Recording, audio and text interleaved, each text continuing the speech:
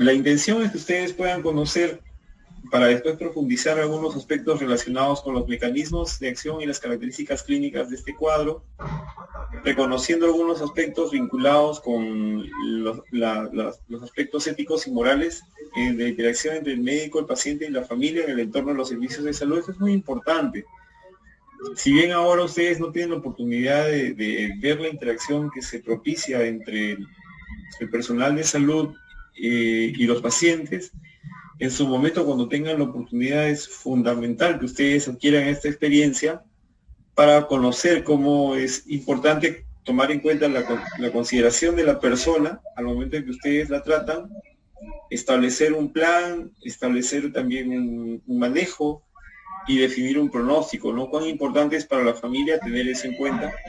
Justo en la reunión del día de hoy que teníamos en la mañana con sus compañeros, en los que están rotando ahora, les contaba que el día de hoy ha habido un evento de un paciente que ya también por otra causa, un paciente cardíaco, hipertenso, de 80 años de edad, con falla renal, que sin mayores síntomas asociados a molestias cardíacas hace una parada cardíaca, ¿no?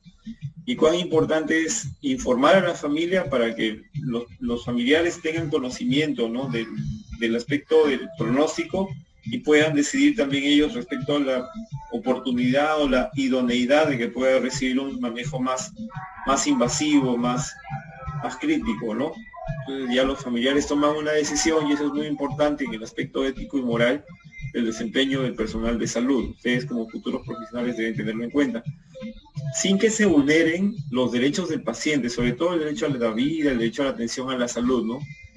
Ni tampoco los valores que puedan expresar los familiares o el mismo paciente, ¿no? Y obviamente también conocer algunos lineamientos del trabajo en equipo para el cumplimiento de las actividades asignadas. Recuerden que ustedes laboran, estos eventos se manejan en un entorno nosocomial y es ahí donde nosotros nos damos cuenta del valor inmenso que tiene el equipo de trabajo. Muy bien. Nuevamente, con la intención de reconocer algunas definiciones, el aspecto epidemiológico, fisiopatológico,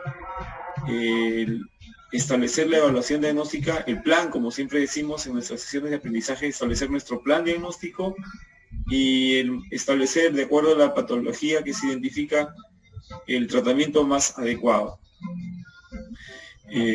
Vamos primero a definir algunas consideraciones respecto a lo que es el colapso cardiovascular, el paro cardíaco y la muerte súbita.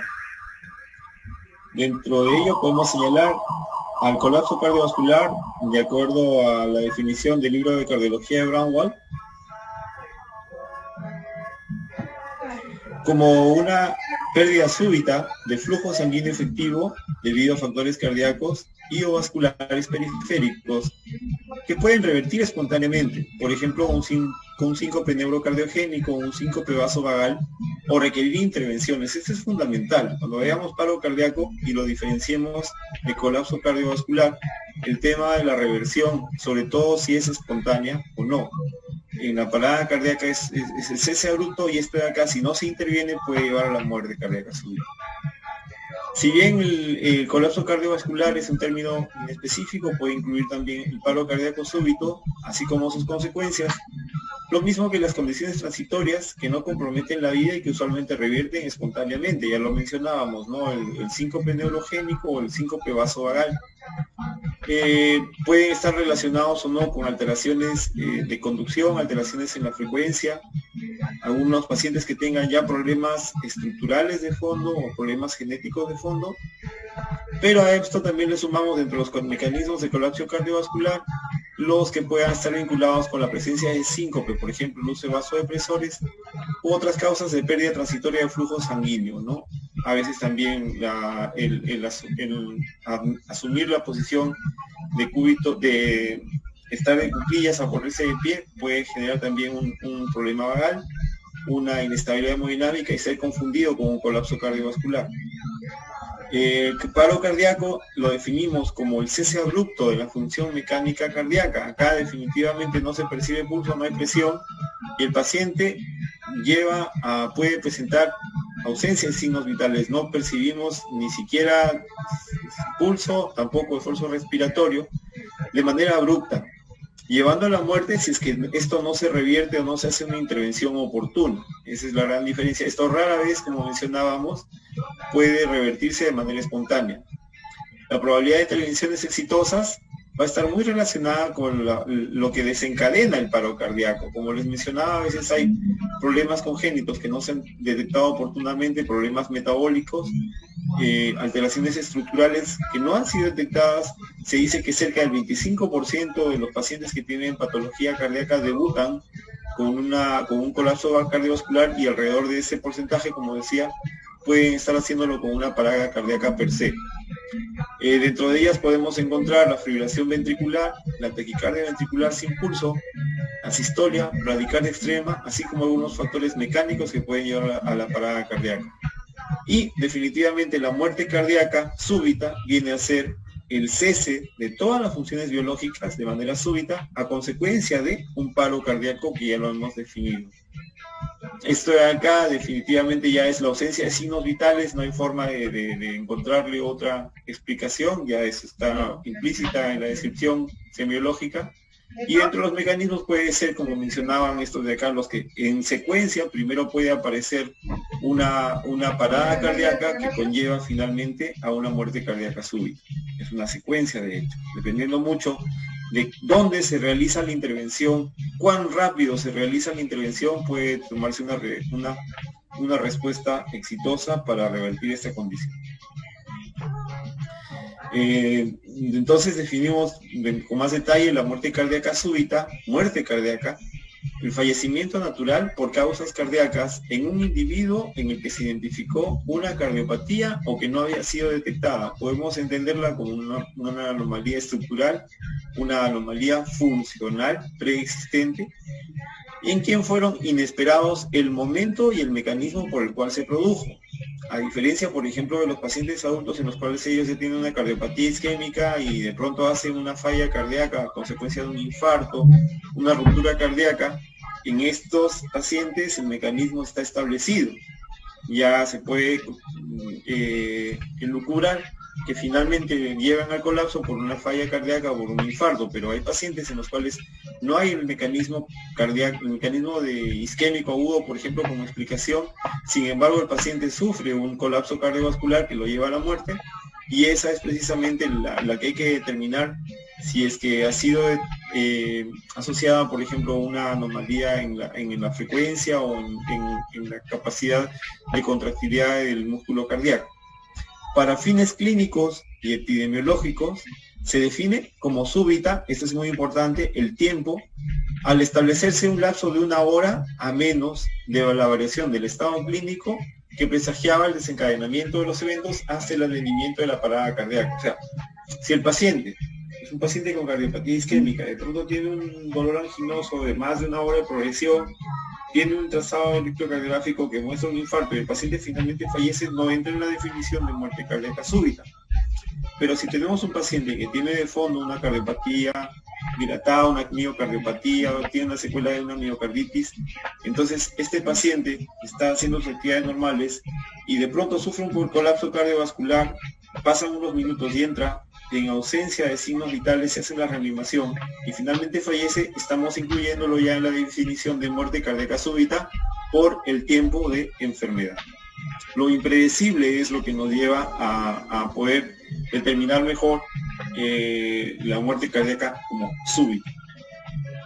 Otras modalidades de colapso cardiovascular, para poder explicar un poco más por detalle, es la disminución o pérdida de flujo sanguíneo cerebral, sobre todo cerebral, en grado suficiente para conservar el estado de conciencia, producida ya sea por disfunción aguda del corazón, vasos periféricos o de ambos, ¿no?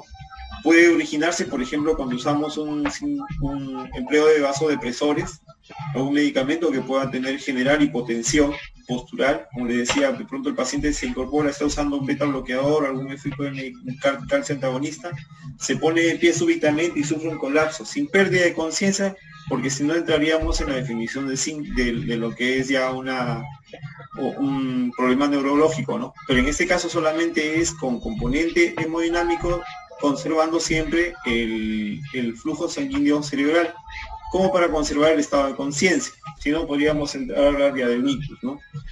Pero esto puede originarse en un síncope vasodepresor, bradicardia intensa transitoria o incluso hasta parada cardíaca. El paro cardíaco se diferencia de otras formas transitorias de colapso cardiovascular en que siempre, casi siempre requiere una intervención para revertir esta situación y restaurar nuevamente el flujo sanguíneo espontáneo. La parada cardíaca que revierte de manera espontánea es bien difícil. Un síncope vasovagal, una hipotensión postural, incluso el síncope neurocardiogénico podría revertirse solamente con un soporte, pero aquel paciente que hace una parada cardiovascular sin reanimación casi está condenada de llegar a una parada cardíaca, finalmente una muerte cardíaca súbita. El síndrome vasodepresor y otros trastornos sincopales radiarrítmicos son transitorios y no amenazan la vida, lo veníamos diciendo. Recuperan espontáneamente el estado de conciencia. Dentro de las causas más frecuentes del paro cardíaco tenemos la fibrilación ventricular, pero algunas veces tenemos también el paciente con el colapso, buscamos la percepción del pulso, no se percibe ni a nivel carotidio ni a nivel de las extremidades. Sin embargo, sí se puede encontrar un trazado que nos muestra o fibrilación ventricular o arritmias o incluso asistolia, o tenemos actividad eléctrica pero no hay expresión del pulso, lo que se llama la actividad eléctrica sin pulso o asfícmica. En local puede haber actividad cardíaca lenta pero sin respuesta mecánica, no hay contractilidad suficiente del músculo cardíaco y no tenemos complejo QRS. Menos frecuente es la taquicardia ventricular asfícmica sostenida. Ya, está acá para tomar en cuenta al momento en que uno evalúa al paciente. El clásico, ¿no? Paciente que está haciendo actividad física o en reposo o incluso está caminando y pum, se desvanece. Vamos a buscar signos vitales si no se percibe. Podemos observar en estos dos cuadros que es más frecuente en circunstancias que el paciente, por ejemplo, tiene ya antecedentes de enfermedad conocida. Por ejemplo, en número de pacientes que sufren muerte cardíaca súbita, alrededor del 33%. Sin embargo, los marcadores no tienen un poder como para poder establecer un pronóstico y oportunamente determinar que este paciente es una persona que puede sufrir súbitamente un colapso cardiovascular y llegar a una muerte cardíaca súbita. Para muchos, decíamos, alrededor del 25%, en este gráfico señalan 30%, es un primer evento clínico que nos señala una posibilidad de una cardiopatía de fondo. Dentro de ellas, la más frecuente es la cardiopatía isquémica. En un porcentaje menor, un infarto agudo de miocardio, o si no también una angina inestable que cursa con este colapso cardiovascular. En alrededor del 7 a 15% tenemos indicadores hemodinámicos de riesgo, pacientes que tengan hipertensión arterial, que tengan algún tipo de arritmia de fondo, o que se le haya detectado ya anteriormente por historia familiar o por antecedentes una miocardiopatía, cardiopatía dilatada, un paciente que ha tenido indicadores de riesgo de arritmia y que previamente ya está detectado. Entonces vamos a encontrar que vamos a tener de manera ascendente estos riesgos para poder desarrollar una proporción o la aparición de muerte cardíaca súbita, ¿ya? Sin embargo, acá hay que tomar en cuenta un aspecto importante que tiene que ver con la incidencia por grupos poblacionales y la incidencia también como población en general. Para la población en general esto es bajo. Si se dan cuenta, en la población general, en número, en eventos, es bastante alto en eventos, pero en general, tomando como referencia a la población general, estos eventos proporcionalmente su incidencia la hace baja. Conforme avanza la edad, y esto lo vamos a ver más adelante, en números absolutos, los eventos se hacen menos frecuentes, pero vamos a ver que proporcionalmente, de acuerdo a los subgrupos de población, vamos a encontrar que estos eventos porcentualmente van a aparecer, por ejemplo, en las personas que tienen marcadores de riesgo de arritmia o aquellas personas que han sufrido algún infarto o miocardio, ¿no? En las personas que han tenido también un incidente previo de paro cardíaco y es sobreviviente a un paro cardíaco súbito, pacientes que tienen una fracción de eyección menor del 30% o que tengan falla cardíaca, un evento coronario previo, y si ustedes van viendo, si bien numéricamente los eventos son cada vez en número absoluto menor, vamos a ver que porcentualmente, de acuerdo al grupo de población en riesgo, estos de acá son mayores de manera porcentual. En la población general los eventos son grandes porque acá ya no solamente consideran todo este grupo en general, sino también consideramos las personas que tengan cardiopatías dilatadas, miocarditis, problemas también de sistemas de conducción aberrantes o alteraciones morfológicas que condicionan la aparición de estos trastornos de conducción que llevan al colapso cardiovascular y a la muerte cardíaca súbita, ¿ya? Esto a tomar en cuenta cuando nosotros vemos las referencias bibliográficas, porque muchas de ellas tienen o población general, mientras que otras en particular toman solamente en cuenta las subpoblaciones de riesgo, como vamos a ver más adelante.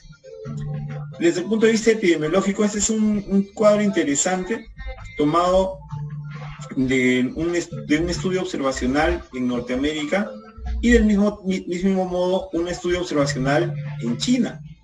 Hicieron una comparación de la muerte súbita cardíaca en China, tomando como referencia a la población americana, para tratar de establecer en estas personas que sufrían la muerte cardíaca súbita, que ya estaban empleando un desfibrilador implantado para evitar estos eventos, y compararon la población que estaba afectada. Si ustedes se dan cuenta, hay diferencias entre las características de los pacientes en la población que recibió oportunamente una prevención primaria, personas que ya tenían riesgo de hacer estos eventos, ¿no?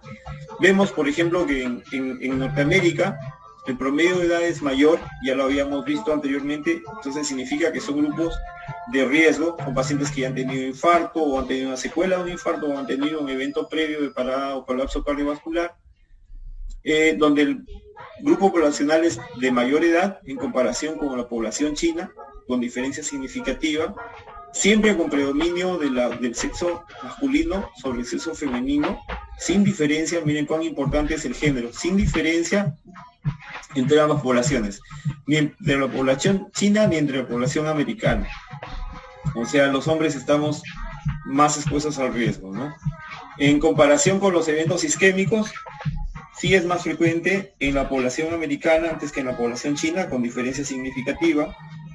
En pacientes que tienen una fracción de eyección del ventrículo izquierdo en promedio, la diferencia es significativa, y más aún cuando esta es menor del 25%, perdón, en personas que tienen enfermedad de arteria coronaria preexistente, también con diferencia significativa, o que tengan hipertensión, diabetes o infarto de miocardio, siempre con características significativamente diferentes entre ambas poblaciones. Esto es de importancia, sin embargo hay que reconocer que si bien puede haber diferencia en incidencia entre ambos grupos, de todas maneras es un aspecto importante que se considera en ambas poblaciones.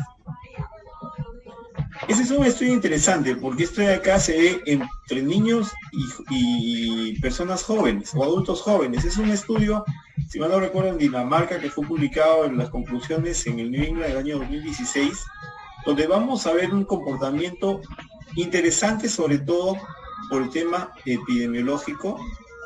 Vamos a ver con un poco más de detalle acá.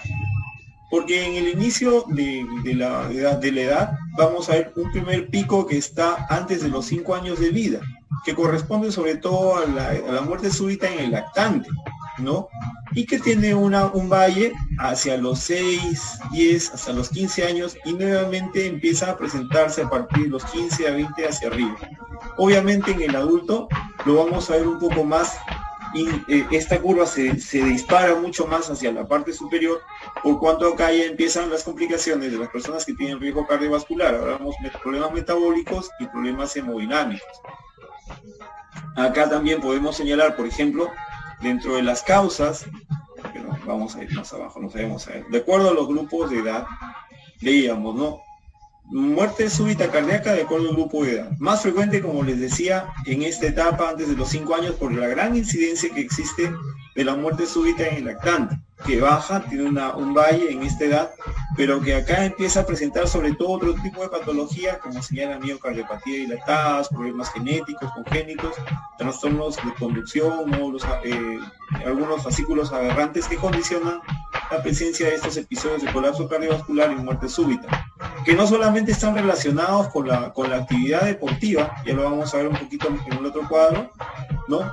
Y dentro de estos, por ejemplo, un gran porcentaje del número de casos, esos son números absolutos en el estudio que describimos, fue de causas no explicadas.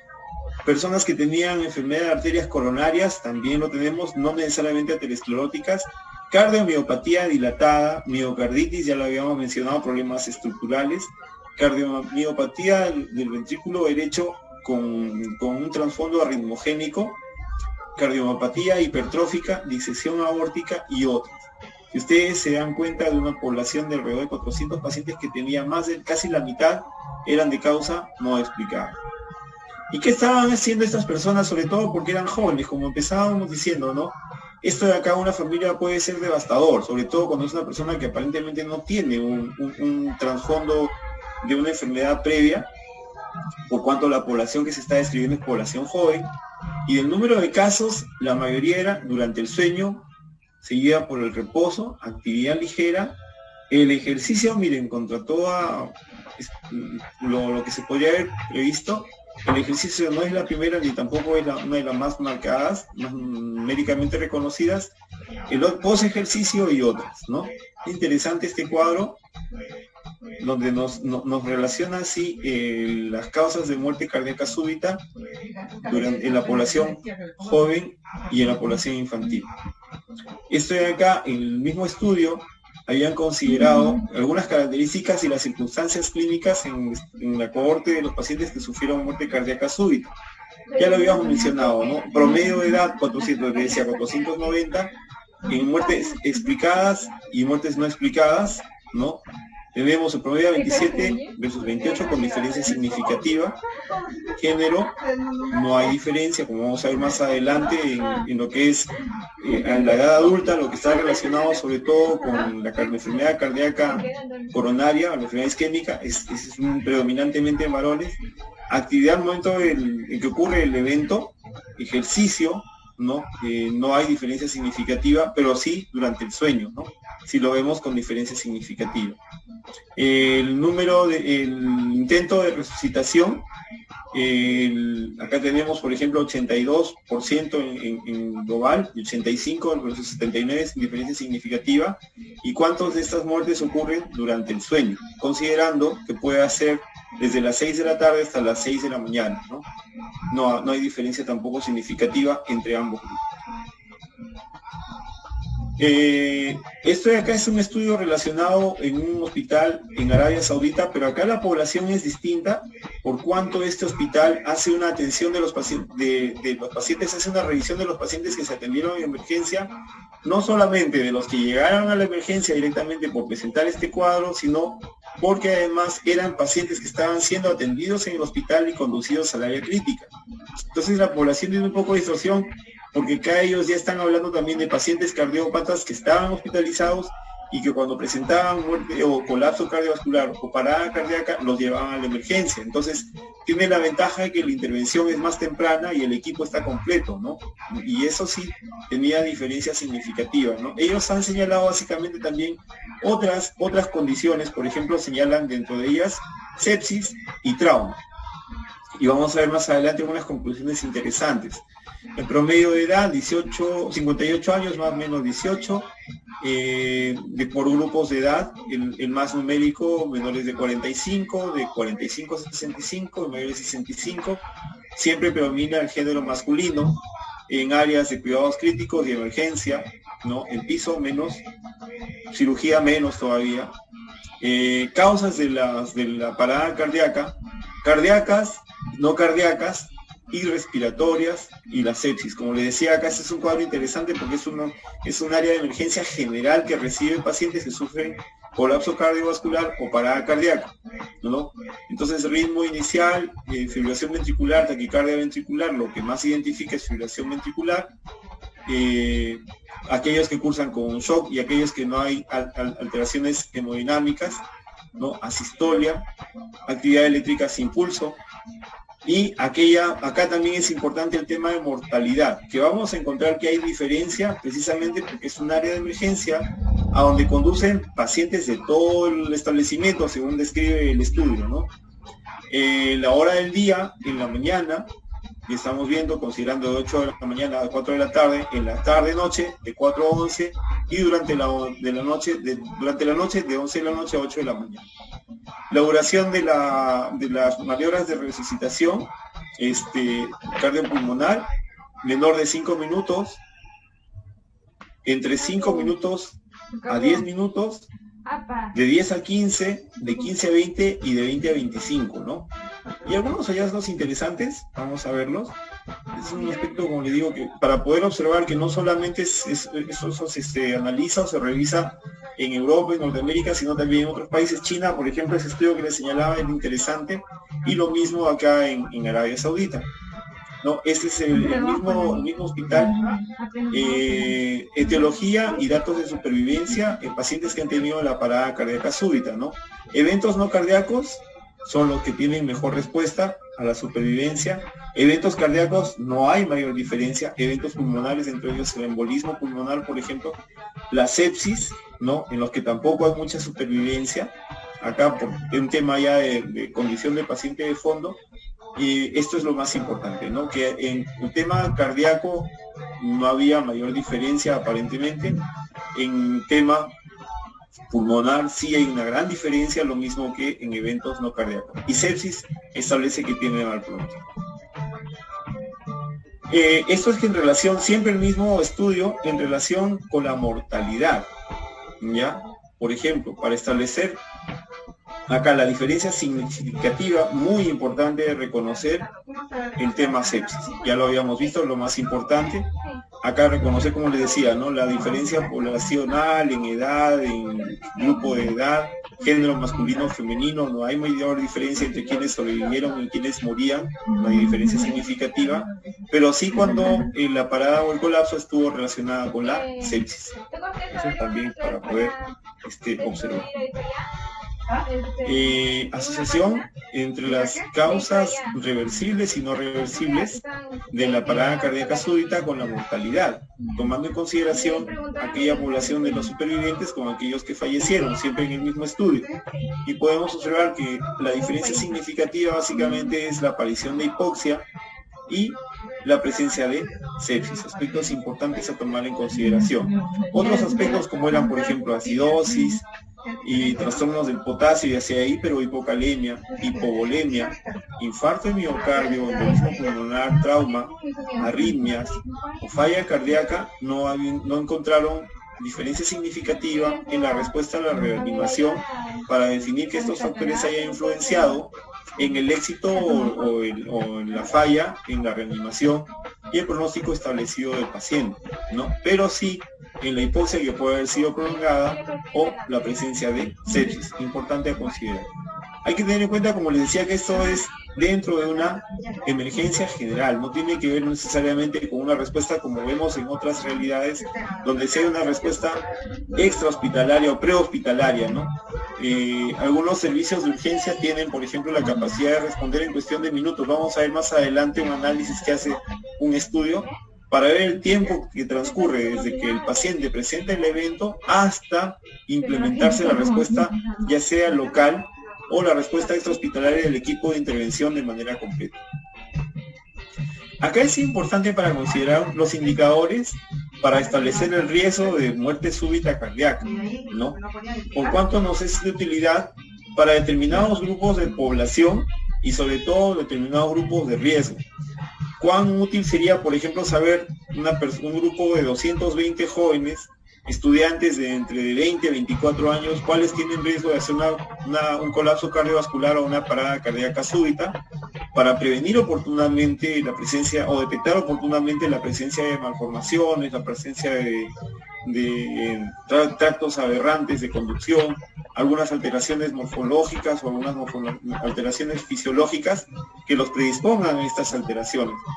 Desde el punto de vista costo efectivo, ¿será posible realizar estudios tan amplios a toda la población o consideraremos solamente aquellos que tengan historia familiar de muerte súbita en su entorno o de personas que hayan fallecido de causas cardíacas no explicadas, como para poder hacer en estos sí un estudio más profundo y establecer el riesgo para poder hacer la intervención oportunamente? Entonces, considerando como estrategia los factores de riesgo convencionales, por ejemplo, el índice de riesgo de Framingham, podemos establecer una predicción de la evolución de la enfermedad. Esto tiene un poder alto para la población, pero bajo a nivel individual. Lo mismo, un screening, como les decía, de enfermedades anatómicas Por ejemplo, hacer una angiografía por tomografía o un score de calcio para identificar arterias coronarias anormales. Si bien tiene un alto poder para identificar alteraciones anatómicas, tiene bajo poder para una predicción de eventos individuales. Yo puedo saber que tiene alteraciones, pero no me va a predecir si me va a hacer o no un colapso cardiovascular o un evento de parada cardíaca. Un perfil de riesgo clínico, por ejemplo, valorar fracción de eyección, pruebas de estrés o técnicas de imagen que me puedan ayudar a establecer la extensión de la enfermedad, que tienen gran poder en grupos pequeños. Es alto para pequeños grupos de alto riesgo, pero es bajo cuando queremos hacerlo en grupos más grandes o en grupos de bajo riesgo. Lo mismo, los predictores de riesgo transitorio, por ejemplo, los marcadores inflamatorios que nos pueden ayudar a predecir la presencia de placas inestables. Sin embargo, su poder no es muy certero, es muy incierto.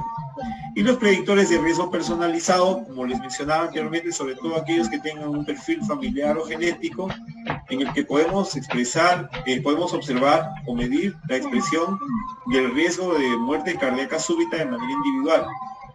Pero su aplicabilidad clínica todavía es incierta, y esto acá debemos ir mejorándolo en el tiempo para hacer una intervención coste efectiva, más oportuna y sobre todo con mayor beneficio para el paciente. Ese es tomado de Harvard, si mal no recuerdo, marcadores, por ejemplo, de evaluación de riesgo de muerte cardíaca súbita, ¿no? Características clínicas, la extensión de la enfermedad arterial coronaria, fracción de eyección del ventrículo izquierdo, volumen del ventrículo izquierdo, la clase funcional de acuerdo a la Asociación del Corazón de Nueva York, verificar si hay clínica de insuficiencia cardíaca o algunas comorbilidades.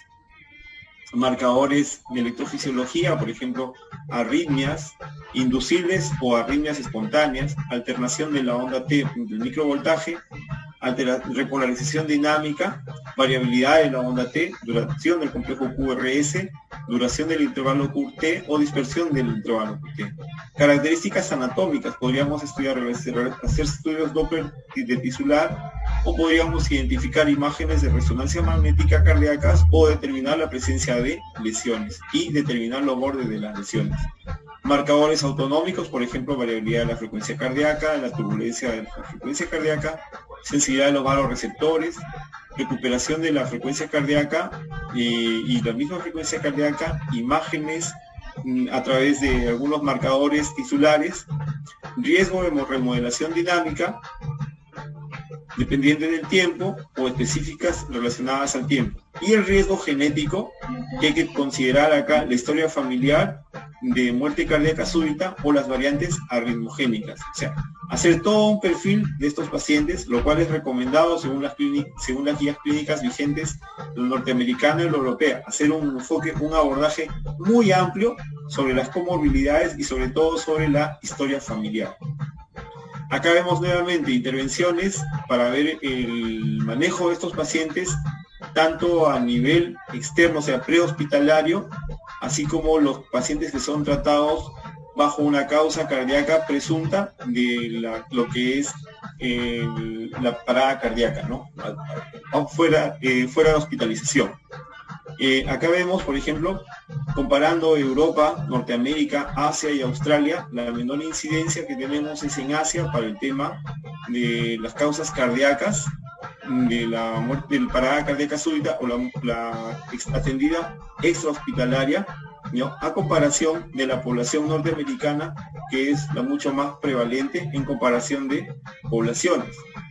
Es un estudio japonés interesante también porque compara varias poblaciones y la respuesta a las intervenciones del sistema de salud, incluso desde la atención prehospitalaria, en otras sociedades donde tienen una mejor respuesta de los servicios de emergencia y pueden llegar en cuestión de minutos a una atención de un paciente con un colapso cardiovascular o un paciente que tiene una parada cardíaca.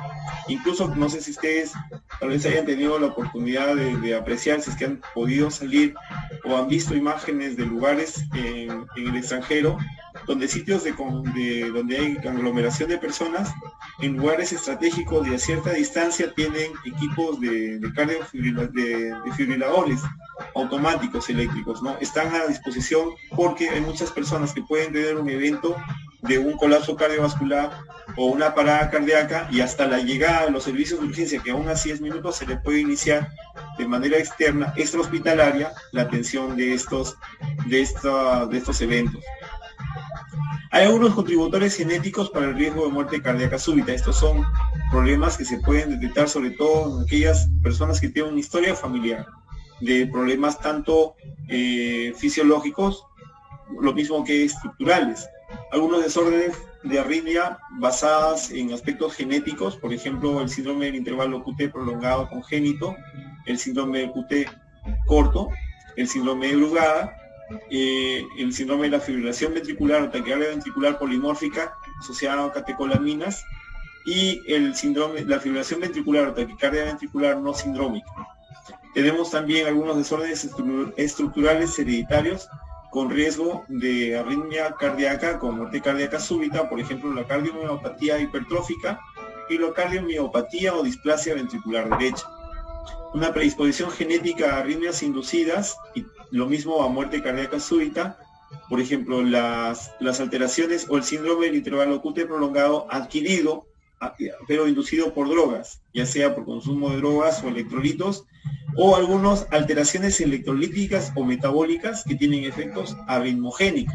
O sea, mientras el paciente no haya tenido alteraciones en potasio, calcio, el empleo de determinadas drogas, catecolaminas, incluso algunas drogas recreacionales, pueden hacer que aparezcan estas manifestaciones y puedan expresarse como un colapso cardiovascular, una parada cardíaca que finalmente desencadena una muerte cardíaca súbita.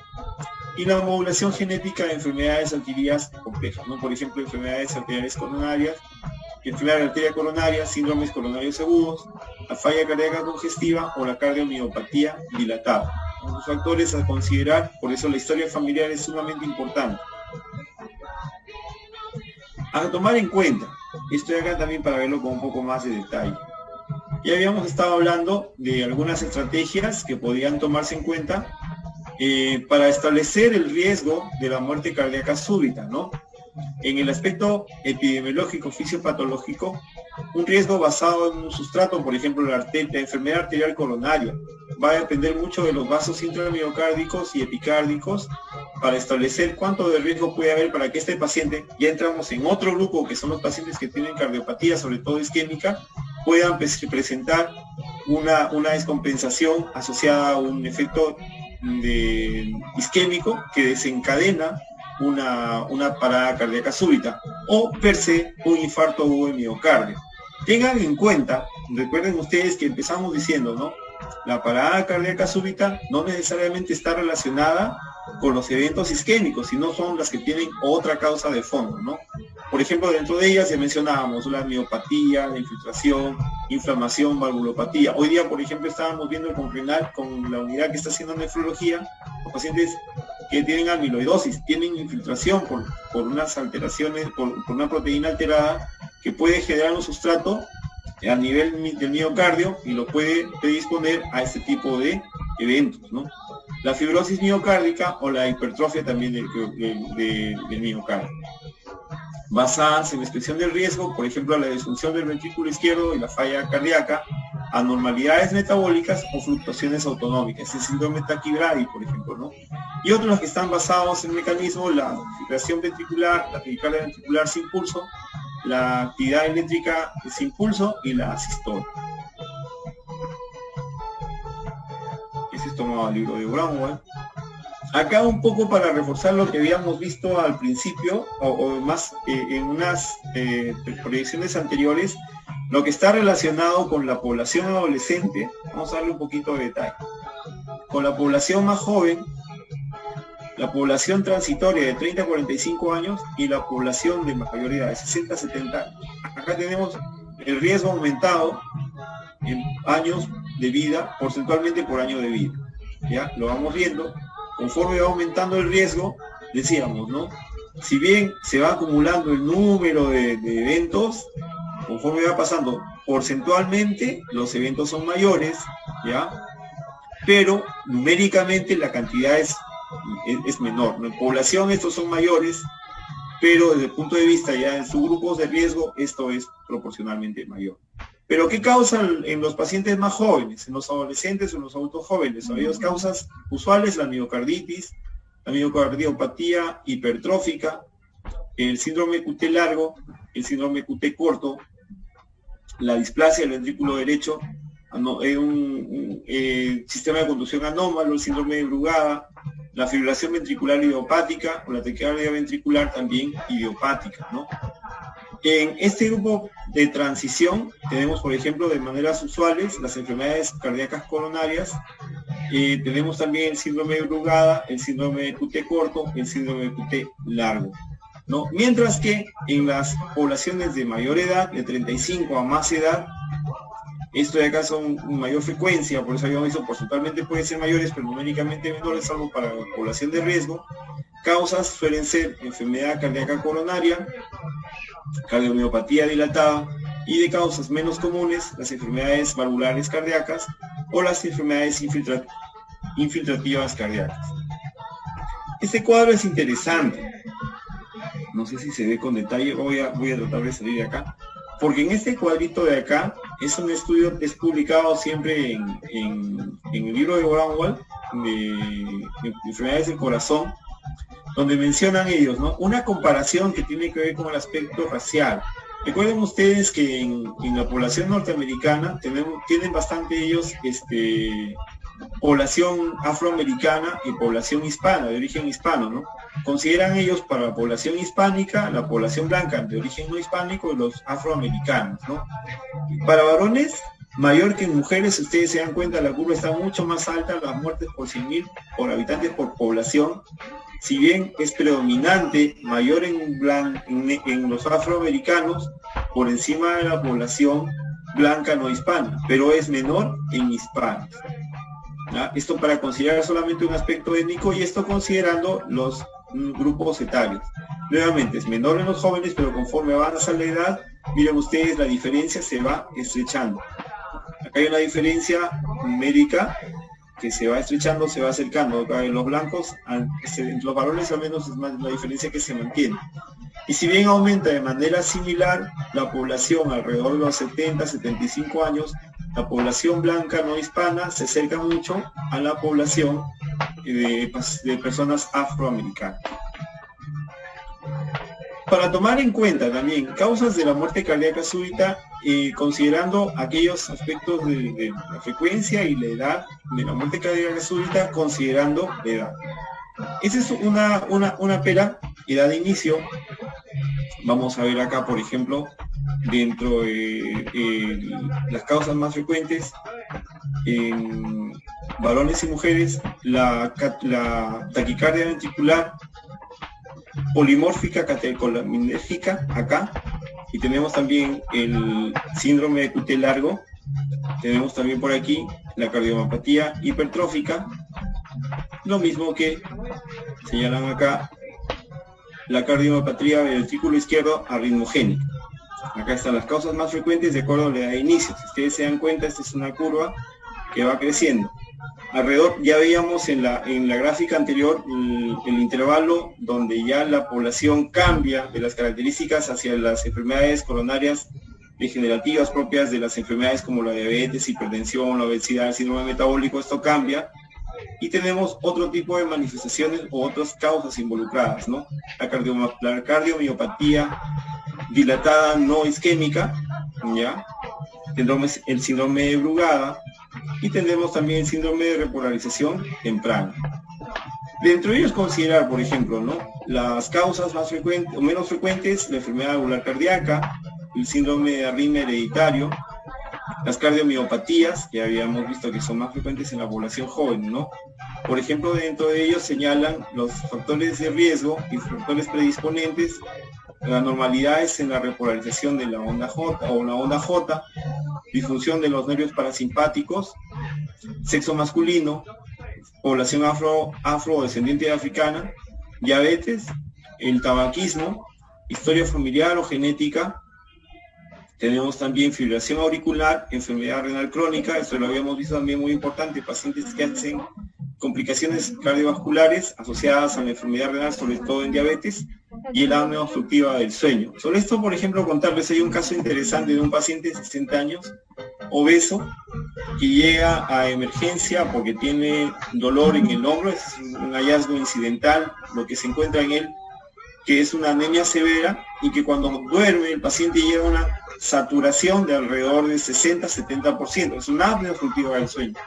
Entonces este paciente se queda para estudios por cardiología, precisamente para tratar de establecer el riesgo, porque este paciente es candidato a muerte cardíaca súbita.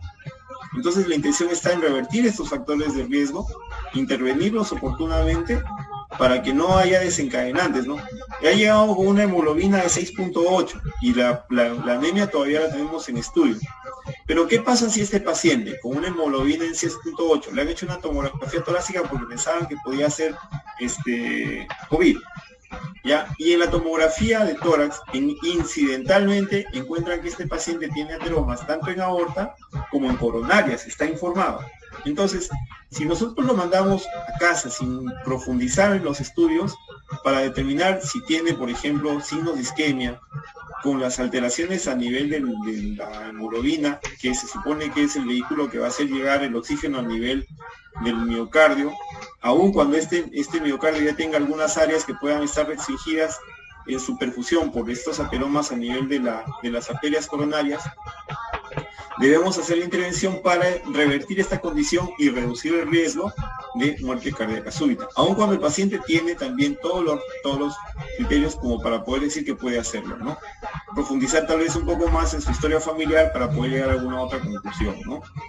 Como les decía, falla cardíaca, isquemia, inflamación miocárdica, miocarditis. Esto se ha visto mucho, por ejemplo, ahorita en COVID, en estos meses en los que se han identificado patrones de afectación cardíaca asociadas a la inflamación por COVID. Cirugía de los nervios simpáticos, anormalidades electrolíticas, estrés ambiental, estrés psicológico o depresión. Y un sustrato también en el miocardio puede haber alteraciones estructurales, por ejemplo, hipertrofia, fibrosis, modificación funcional de los canales iónicos y manipulación del calcio de manera anónima, ¿no? Estoy acá simplemente para reforzar algunos aspectos vinculados a la fisiopatología de la patología cardíaca de fondo y los desencadenantes de la muerte cardíaca súbita. Eso es lo que estábamos mencionando, ¿no? De acuerdo a lo que menciona Melbourne en este capítulo, que colabora con Brownwell en lo que es enfermedades del corazón, hace un análisis de los síntomas prodrómicos, o sea, cuántos de estos pacientes que tienen muerte cardíaca súbita o parada cardíaca súbita, en los que se supone no tienen ningún síntoma más allá o signo más allá de una hora, cuántos vienen manifestando ya algún tipo de síntomas antes de haber sido atendidos en los servicios de urgencia, que es a donde finalmente llegan, ¿no? Entonces, acá van a señalar ellos algunos pródromos que pueden ser precedidos en el tiempo de aparición del colapso cardiovascular por días a meses, ¿no? Entonces, ¿cuáles? Sobre todo el empeoramiento o la aparición de síntomas nuevos a nivel cardiovascular, como sean dolor torácico, palpitaciones, disnea o fatigabilidad. Pero que cuando al momento en que inicia el evento terminal, cambian de manera abrupta en su estado clínico, presentan una arritmia, a veces fibrilación o taquicardia supraventricular, presentan hipotensión, dolor torácico, disnea o sensación de ligera, de la cabeza como que está un malestar, ¿no? Y hasta que se instala en la parada cardíaca y lleva al colapso súbito, con pérdida efectiva de la circulación y pérdida de la conciencia. Si ustedes se dan cuenta, esto es lo que ocurre en una hora de acuerdo a lo que se define, ¿no? En la última hora es lo que se identifica. Hay que tomar en cuenta mucho esto de acá en pródromos, vamos a verlo más adelante en un estudio también realizado por un grupo francés, donde ellos identifican la presencia de síntomas previos, ¿no? Los pródromos. La secuencia es, después de que ocurren estos hechos, lleva a la muerte biológica, cuando hay unas maniobras de reanimación que terminan siendo fallidas, o cuando además puede haber de por sí una falla mecánica, eléctrica o una disfunción del sistema nervioso central después de la resucitación inicial. La secuencia de los hechos, interpretando como eso que deben ser dados dentro de una hora para que consideren una parada cardíaca per se.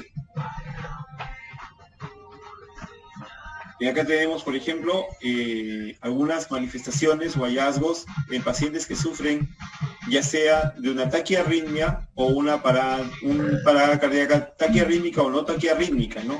En el caso de las paradas cardíacas taquiarrítmicas, tenemos, por ejemplo, la fibrilación ventricular o la taquicardia ventricular sin pulso.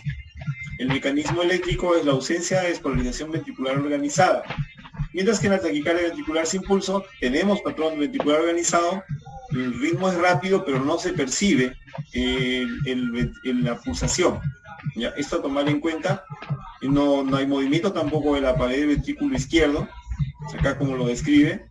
Y las arritmias secundarias, por ejemplo, tenemos taquicardias sinusales u otras, con los cuales el mecanismo eléctrico es un ritmo supraventricular o un ritmo sinusal per se y complejos QRS estrechos. En esto de acá también podemos encontrar dentro de los mecanismos mecánicos involucrados el flujo sanguíneo cardíaco obstruido o hipovolemia. En esto sí puede aparecer ese tipo de arritmias.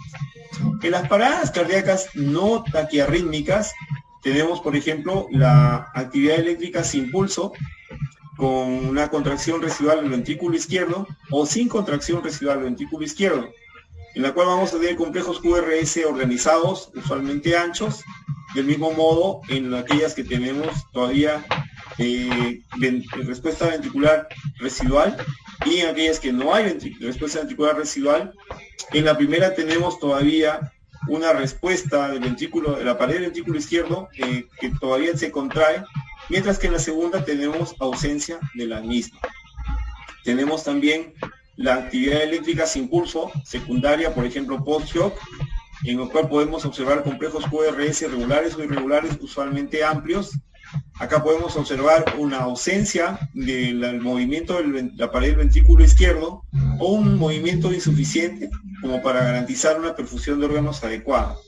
Tenemos también otras causas primarias no cardíacas, en las cuales vamos a encontrar, por ejemplo, nuevamente, complejos QRS regulares o irregulares, con un movimiento o una contractilidad de la pared del ventrículo izquierdo insuficiente para una perfusión de órganos adecuada, o podría incluso estar ausente.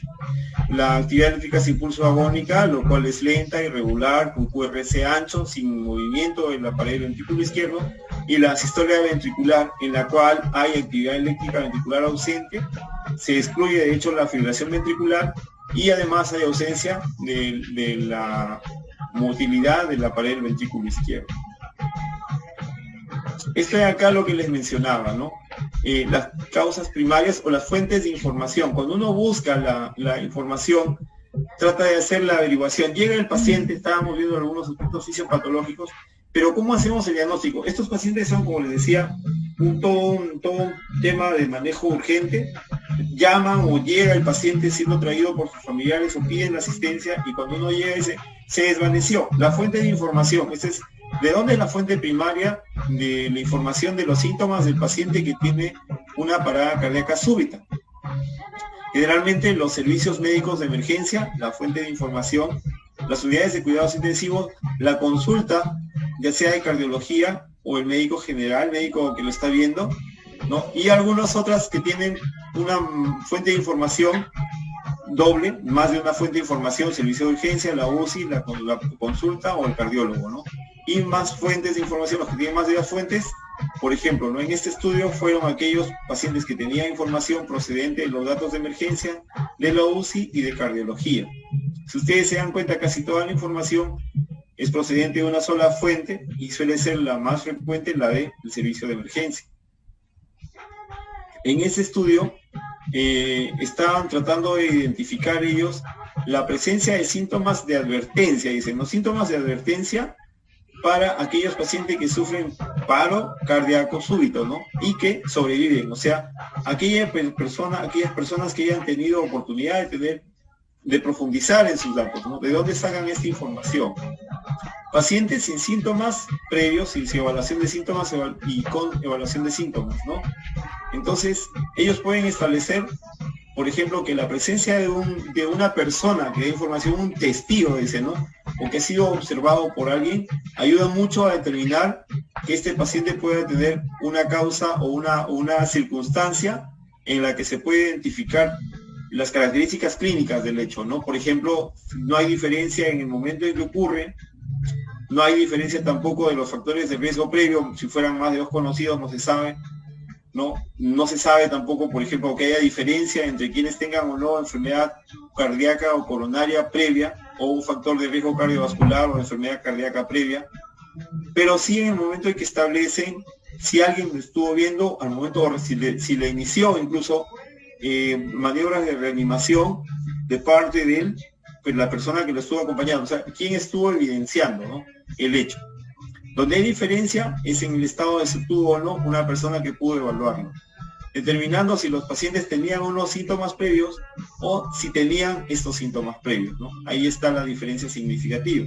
Es un estudio interesante respecto a la fuente de información que uno debe buscar para identificar síntomas prodrómicos. Ya lo habíamos mencionado anteriormente en un capítulo de enfermedad cardíaca de Braunwald, donde ellos mencionan, sí, si uno profundiza un poco más en estos pacientes, puede identificar síntomas antes del evento de la parada cardiovascular, que es este de acá, ¿no? Nos mencionan.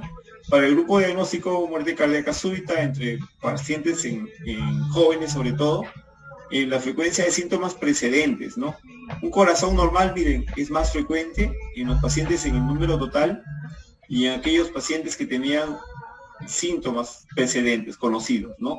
En el número total y en aquellos pacientes que han tenido síntomas alguna vez, decía, corazón normal, casi el número 40 de los números de casos es lo que manifestaban como expresión clínica. Enfermedad aterosclerótica, segundo aspecto, cardiopatía dilatada, cardiopatía hipertrófica, miocarditis, aneurisma disecante de la aorta, una displasia ventricular del ventrículo derecho arritmogénica, anomalías coronarias, enfermedades cardíacas postoperatorias, enfermedades valvulares, desórdenes sistémicos o de conducción y otras, ¿no? Pero lo más importante en el diagnóstico, muchos de estos pacientes, sobre todo en pacientes jóvenes, ese es el estudio que mencionábamos de pacientes jóvenes, que decía, en Suecia, al menos estos pacientes, lo que manifiestan principalmente es asintomático. Y después, el que tenga ya enfermedades de joven. Ese es un cuadro largo, son como 5 cuadros consecutivos, no voy a entrar en detalle, porque es un cuadro largo, donde mencionan todas las causas que puedan estar vinculadas o que contribuyen a la aparición de la muerte cardíaca súbita, muerte súbita cardíaca, ¿ya? Dentro de ellas tenemos, por ejemplo, está para revisar las anormalidades de las arterias coronarias, aterosclerosis coronaria, anormalidades congénitas de las arterias coronarias, embolismo de las arterias coronarias, arteritis coronarias, obstrucción mecánica miscelánea de las arterias coronarias y obstrucción funcional de las arterias coronarias. Hipertrofia del ventrículo o del miocardio ventricular, de hipertrofia ventricular izquierda, enfermedad cardíaca hipertensiva, miocardio hipertrófico secundario en enfermedad valvular cardíaca, cardiopatía hipertrófica obstructiva o no obstructiva y la relacionada con la hipertensión pulmonar. Enfermedades del miocardio, disfunción del miocardio con o sin falla cardíaca, dentro de ellas la falla cardíaca congestiva crónica, la falla cardíaca aguda y subaguda, sobre todo la relacionada con un infarto agudo de miocardio, también farmacológica. Los procesos degenerativos, inflamatorios, infiltrativos y neoplásicos, ¿no? Las miocarditis virales, dentro de ellos podríamos ya considerar incluso al COVID, las asociadas a las vasculitis, sarcoidosis, amiloidosis, lo que estábamos viendo el día de hoy, hemocromatosis y una serie de problemas metabólicos, inflamatorios, infiltrativos, ¿no? Neoplasias también, enfermedades de las válvulas cardíacas. Acá no tenemos cómo verlo, enfermedades cardíacas congénitas, anormalidades electrofisiológicas, anormalidades del sistema de conducción, anormalidades de la repolarización congénitas, adquiridas, fibrilación ventricular de causa incierta o desconocida, ausencia de alteraciones funcionales o estructurales identificables y alteraciones también durante el sueño, ¿no? En el sureste asiático.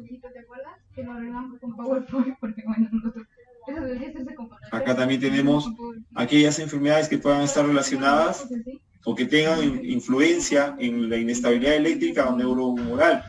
por ejemplo, la que esté relacionada con algunas influencias de catecolaminas y otras arritmias dependientes de catecolaminas.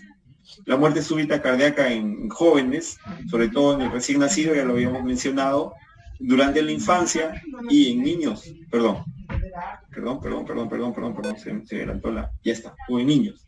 La muerte súbita cardíaca en niños. Y otras causas misceláneas, por ejemplo, la muerte súbita cardíaca durante la actividad física extrema, con motio cordis, que es un trauma torácico cerrado que puede ocurrir también, interferencia mecánica con el retorno venoso, taponamiento cardíaco, embolia pulmonar. Tengan en cuenta que esto puede desencadenar muerte cardíaca, pero no necesariamente entra la denominación de muerte cardíaca súbita, porque estas son consecuencias de estos eventos, ¿no?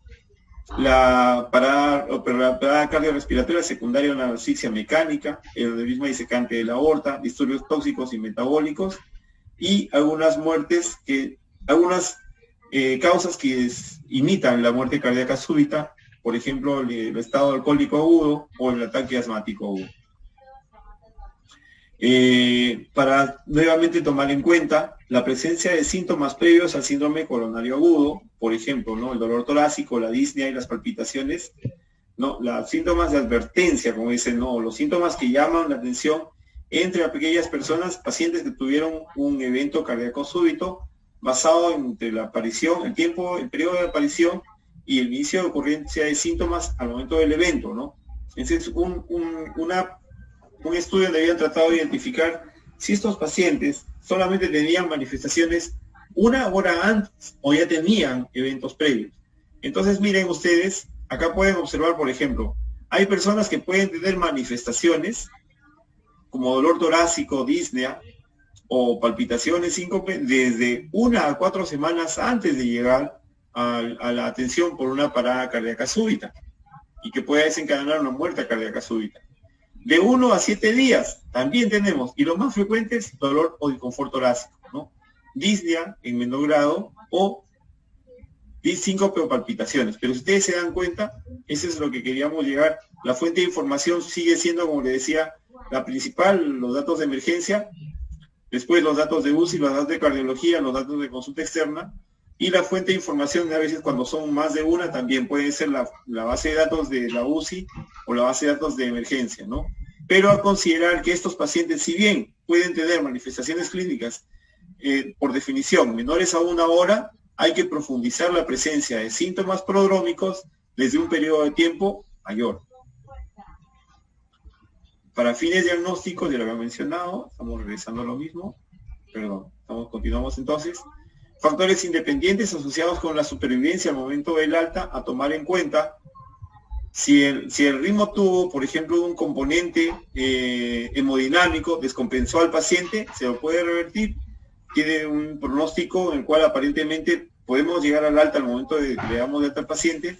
Y si hubo una llamada previa, esto es un estudio realizado en Norteamérica, si hubo una llamada previa al servicio de urgencia, ¿no? ¿Cuán importante es en el momento en que hubo la parada cardíaca súbita, ¿no?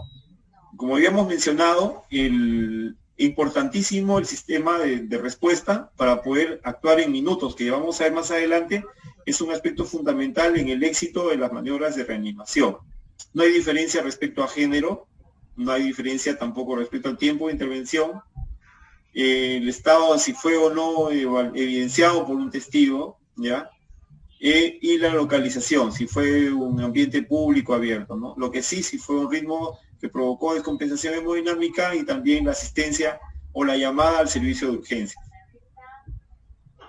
Acá nuevamente a considerar algunas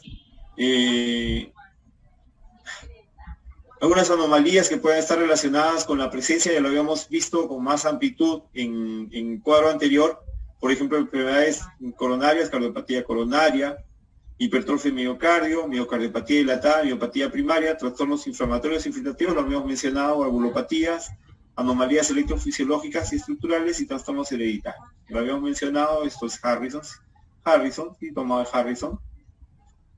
Otros factores contribuyentes también tomaban Harrison, ya lo habíamos visto, alteraciones del flujo coronario transitorio, estados de bajo gasto cardíaco por insuficiencia cardíaca crónica o aguda, estados de shock, anomalías metabólicas, también lo habíamos mencionado anteriormente, trastornos neurológicos y respuestas tóxicas. Esto es muy importante, ya lo habíamos visto también en el tema de edad. Conforme la edad va variando, la cardiopatía, lo que está relacionada con la cardiopatía isquémica, sobre todo es mayor en comparación con el riesgo. Lo habíamos visto también en número mayor. La inversión, o sea, es poco en la población en general, pero proporcional, numéricamente es mayor en la población general, pero en proporción es menor porque la población general es numéricamente mucho mayor que la población del riesgo, ¿no? Por ejemplo, el paciente que sobrevivió a un infarto de miocardio con fracción de eyección baja, con taquicardia ventricular, ¿no? Y esto ya lo habíamos visto también en una de las primeras proyecciones. A tomar en cuenta, cuando tenemos un paciente que hace una parada cardíaca o hace una disfunción, un colapso cardiovascular, tenemos que tener en cuenta que puede manifestarse también de manera repentina y pueden considerarse dentro de ellos los estados agudos de bajo gasto cardíaco, ¿no? Un problema farmacológico, un trastorno de conducción. También podemos considerar dentro de ellas la embolia pulmonar masiva, la hemorragia interna por ruptura de un aneurisma, una anafilaxia intensa, una ruptura del corazón con taponamiento cardíaco también después de un infarto. Sin embargo, si consideramos que estas son los desencadenantes del colapso cardiovascular, no lo consideramos como causa de muerte cardíaca súbita, porque acá no entra en la definición, porque las causas son embolia, las causas son aneurisma y la causa es infarto agudo de miocardio. Por eso es que no se incluyen dentro de la muerte cardíaca súbita. Acá, a este gráfico quería llegar para explicar un poquito con detalle el tratamiento. Esto es muy importante. El tratamiento tiene que ver mucho con que si es una taquicardia, si es un evento de colapso cardiovascular o para de origen taquiarrítmico o bradiarrítmico. El manejo es distinto y es muy importante el tiempo de respuesta. Acá se da el colapso del paciente, ¿no? Es atendido de manera inicial, se le hacen por las personas que están circunstancialmente a su alrededor, ya hasta que llegue el personal de emergencia. Entonces dice, se le inicia la maniobra de reanimación y se lo traslada a un servicio de emergencia, hasta que pueda ser restaurada tanto la circulación como la respiración. Cuando el paciente está en el entorno nosocomial no es problema, pero si el paciente está en la comunidad, acá entra ya la respuesta extrahospitalaria o prehospitalaria de manera organizada. Fíjense ustedes, acá se da el evento y empieza a correr el reloj.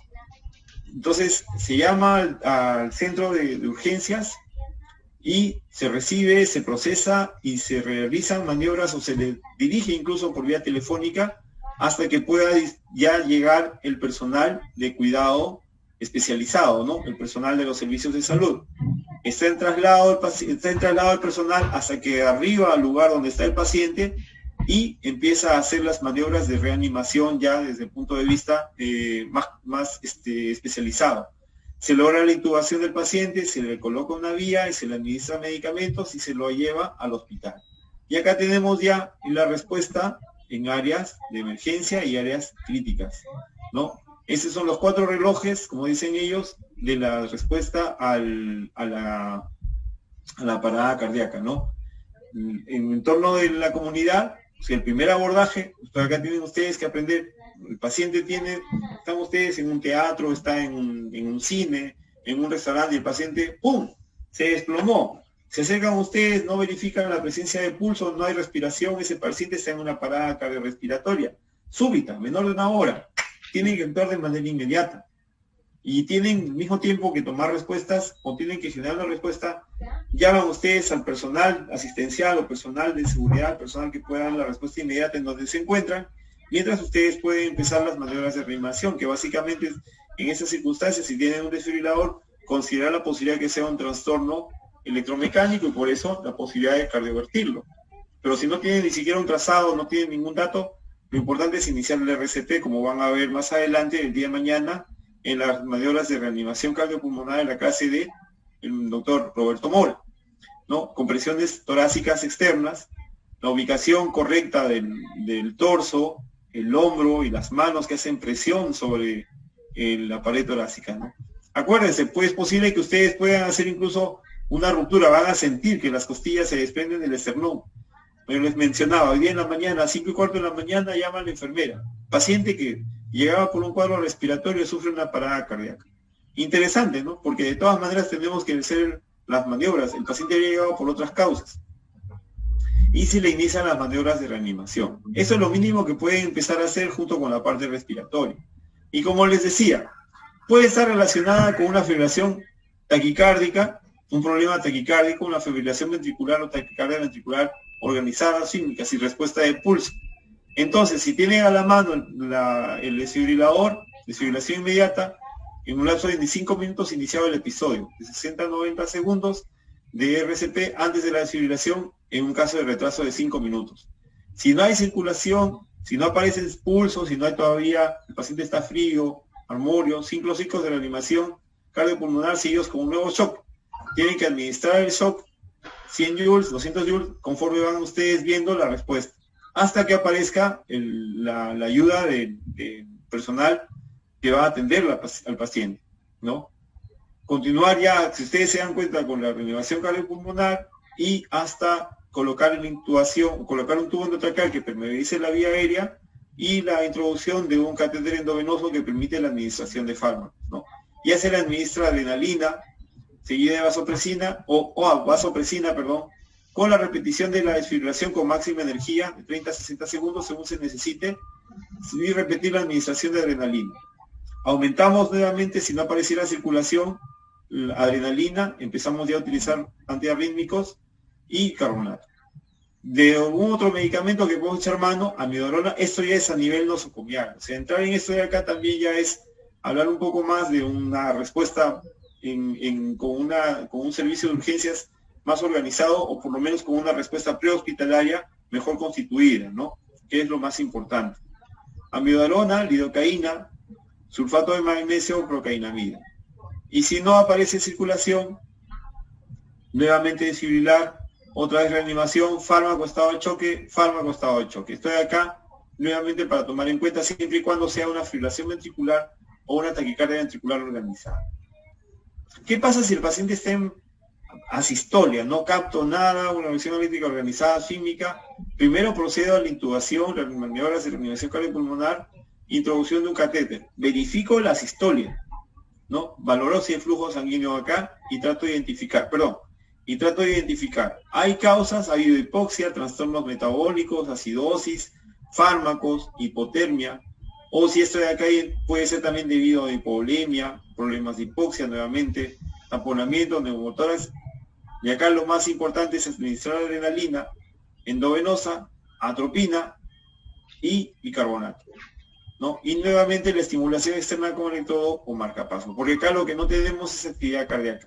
A diferencia del anterior, que lo que tenemos es una actividad cardíaca desorganizada, y lo que queremos es revertir al paciente.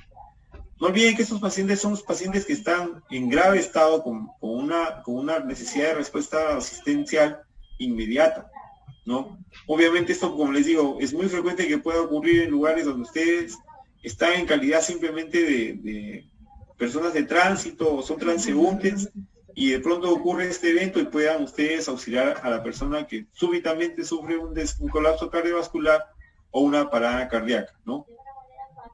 Muy bien, esto lo van a ampliar en la parte terapéutica más el día de mañana cuando hagan las maniobras de reanimación, lo van a ver mañana, como les decía, y esas son las referencias a las que había hecho yo la revisión para poder darles la información del día de hoy.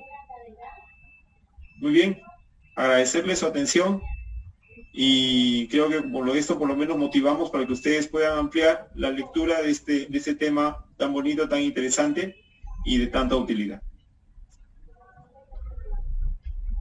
¿Listo?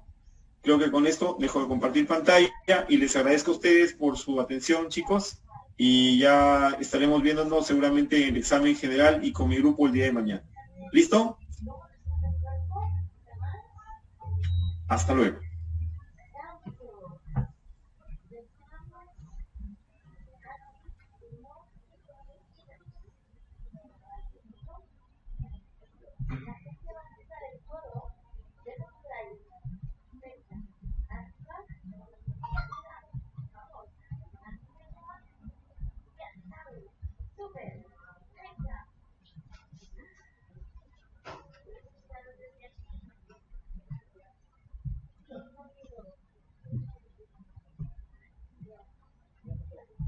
¿Chiquito? ¿Qué haces?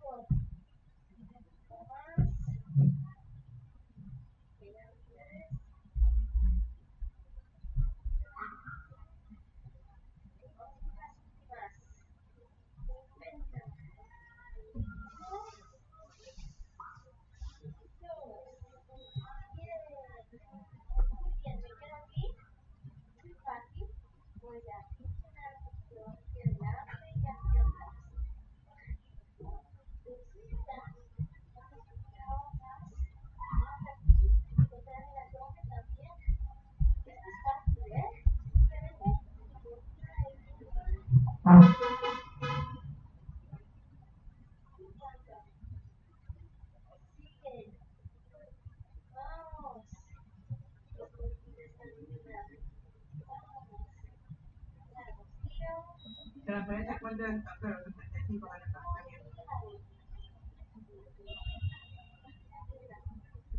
¿De qué? ¿Y papá te ha hecho transferencia?